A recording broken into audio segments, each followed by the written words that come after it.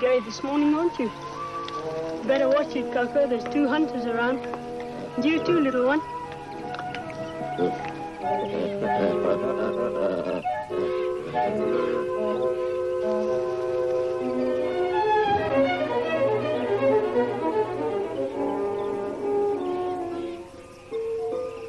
Hello, Gideon. The hunters are here. You be careful.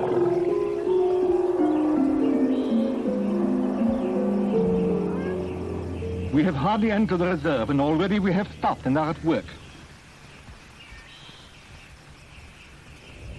I never feel at ease on foot, approaching rhino in open country with no protection whatever in case of a charge. A lot of people have got killed that way. There's no chance of getting much closer without detection anyway. I signaled to Michaela. This isn't a longhorn Gertie, let us go. Oh yes, Michaela wants at least one more picture.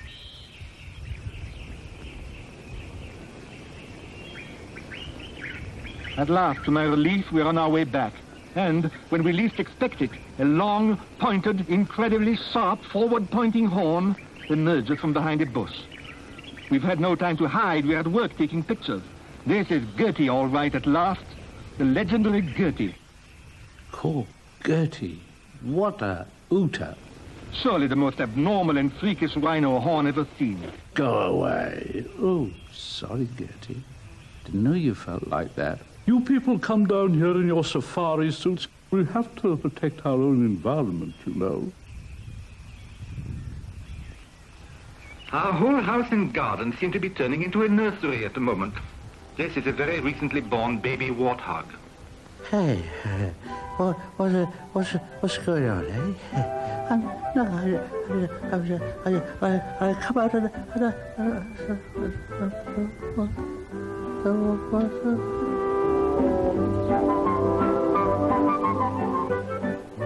This is the largest beetle in the world. Even the largest beetle in the world is helpless on its back.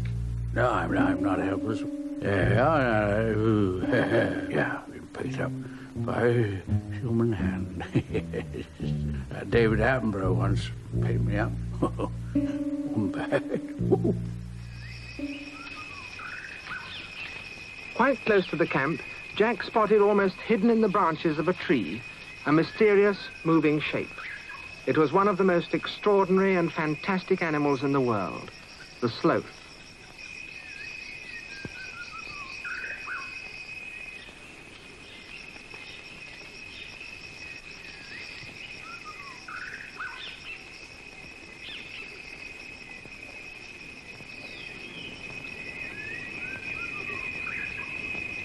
A sloth instinctively grips onto anything that comes within its reach. And so the problem of getting it down was easily solved with this vine, which the Indians call Granny's backbone.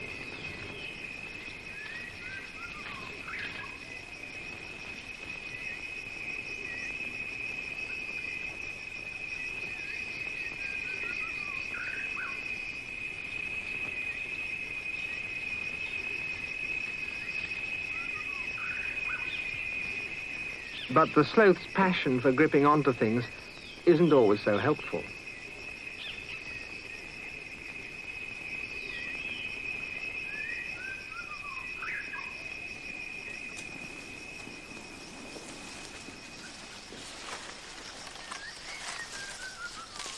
Well, that was life in the bush back in the far-off days, when nature programs had to be high drama stuff to compete with adventure yarns. And when a couple of nosy Europeans were the chief source of human contact for wildlife in the jungle and on the plains. As for me, I never got much of a chance to try on my safari suit, or my wetsuit and flippers for that matter. Well, there was always such a lot going on down at the zoo. Now, come on. Get back into your cage. Go on. No, I'm not going back. Of course I'm not. I'm stopping out here. I'm not going back yet. No, I'm stopping out here for a bit. Well, we've got the rubbish to go through yet, haven't we? I mean, there's lots of stuff in that rubbish that isn't rubbish. Oh, yes. Very good rubbish, this is. Look what I got. See? Come in handy. Look, if I bought you an ice cream, would you go back? Well, let's see the ice cream, mate. Let's see the ice cream. I mean, that's nice. Let's see. Oh, that is the ice cream. Let's have it. No. You've got to share. You see, the big baboons can't get out, but the little ones can. They can come and go more or less as they please, but they never wander very far away from the main troop. In fact, they never wander further than the nearest ice cream. We have glanced in this film at the past and the present. But naturally you're thinking, what of the future? So for the next few minutes, we're going to indulge in just a little fantasy. Our technicians have already given us the world's first regular high-definition television service. But no one can definitely foresee the future. So we feel quite safe in giving you now our quite unofficial impression of things to come.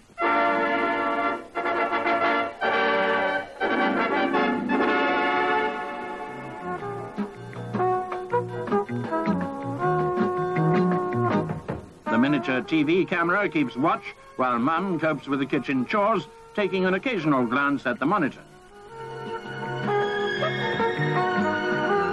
Developed as an audio-visual aid, it's already proved its usefulness in industry.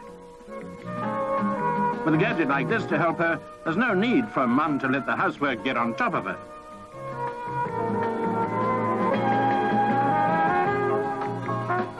Even in his cot, baby has no privacy, but he can't complain. After all, he'll be a TV star from birth. Wilsden. And the latest advance in television viewing is the duo set. Soon, all homes will have two sets which will interact with each other, won't they? They certainly will. Now, think of the advantages. Imagine tennis at Wimbledon. The server will serve here, and his opponent would return here. It's a fantastic triumph. I'm sure you'll agree.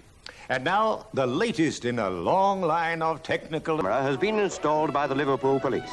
An electronic big brother to keep watch over everything going on.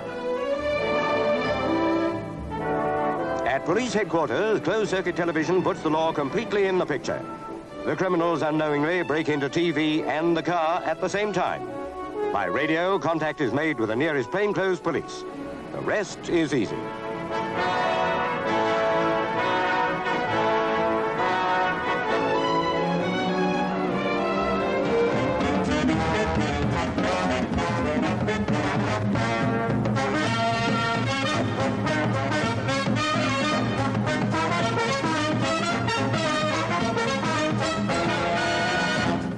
The underworld takes a dim view of all this science.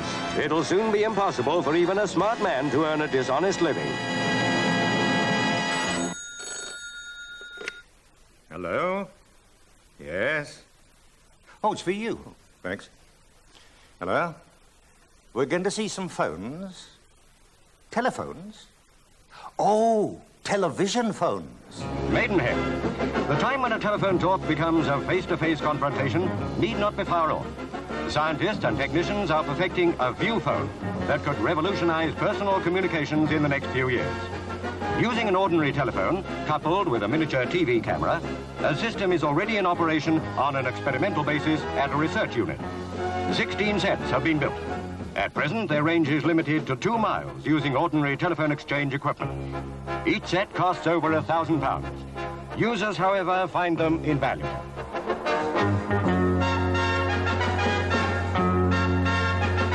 Not only can the callers see each other, they can also look at vital information. As a time saver, the view phone is invaluable. British scientists have spent 3 years perfecting the marriage of the telephone with television. Have you got those figures for the northeast region I asked you for yet? They aren't in yet, sir. Still on the computer. Right. Bye. Of course, seeing through the telephone has one obvious appeal.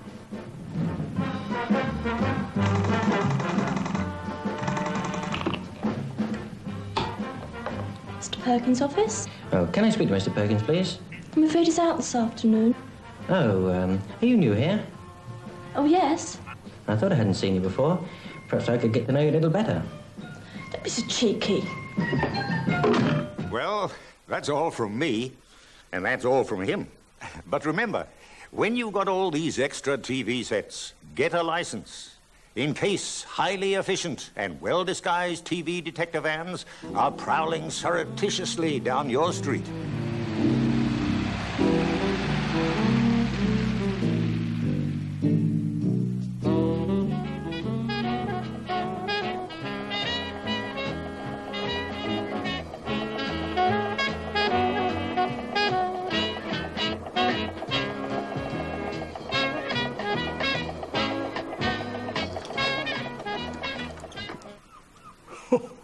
No wonder what the butler on the end of the pier loaded and saw him plot his penny in what I want the pussy. Oh, folly. You see, on the subject of undress, let's ask the question, what is the focus in the mind, In the mind of the male, perhaps the beauty and the symmetry of the shape of the female pussy, which is about the sword there on the Robinson Cleavey as a focus. Or perhaps the wasp waist and swivel hippers, 28, 19 and 43, or shows a wobbly. I don't know. Anyway, all lustful focus and thrust it behind that there. Now, the highest aim it must be the health and efficiency of the individual, and methods do vary. Some prefer to start by nudism in the communal campus, with sports like hunt the fumble, tennis, badminton, shuttlecocky, all these, or perhaps a little discreet in your own garbage there, thinking of making love under 10 flowers and because you cut load.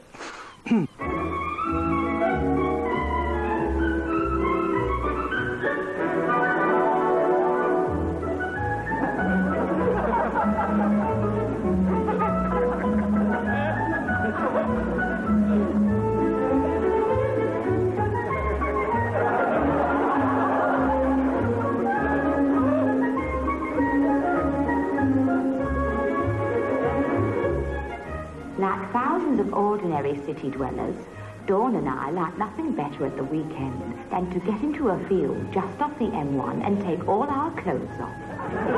Every week we head for the wide open spaces of the Happy Valley Health Club. And why not? It is harmless and evil is only in the eye of the beholder.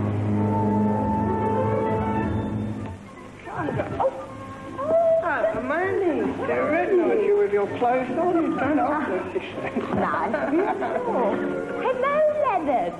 How's your wife? Hello. Do you remember the lotion? That's John, our gardener. As you can see. Physical activities have always been popular with we naturists. We are all quite ordinary people. Scoutmasters, models, church deacons, and travelling salesmen. 15 lovers, is it? What's that? Our point. Naturism is so lovely to be amongst with people who are free and easy and happy. Some naturists have said to me, you know, this is a religion all its own. And quite honestly, if the world were all naturists and had the naturist creed, if you like, to call it such, it would be a very happy world indeed. I oppose nudism because it's a cult, a form of self-exhibitionism, and not a very pretty one at that. If you look into it, it's a reversal of civilization. It means going back thousands of years to what we were, primitive savages. What does it amount to? A dreary parade of rather revolting bodies, bulging stomachs, sagging bosoms, people obsessed with an inhibition about themselves. Good heavens, the ancient Briton knew better. He did cover himself with woad. The animals have got more sense. They cover themselves with hair all over.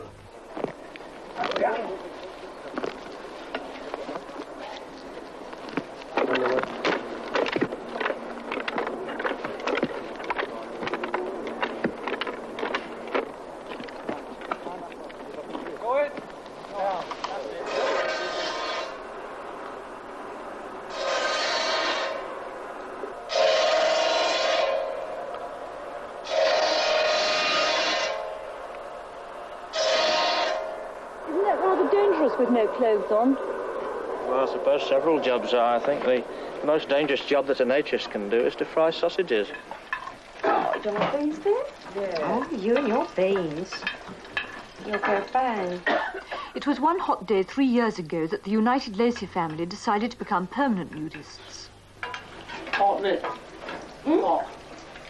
Oh, get them off then. Ella Lacey doesn't like leaving the grounds of the camp much, so she's become the unofficial resident hairdresser there. Oh, I don't know. It's much nicer than being out in the outside world, as we call it. I mean, here I can do my housework in the nude. You don't get all hot and bothered. I do my washing in the nude, and of course when I go and hang my clothes out, I'm sunbathing. Yes, the whole family bare bodykins in the sunlight. Sheer joy for that.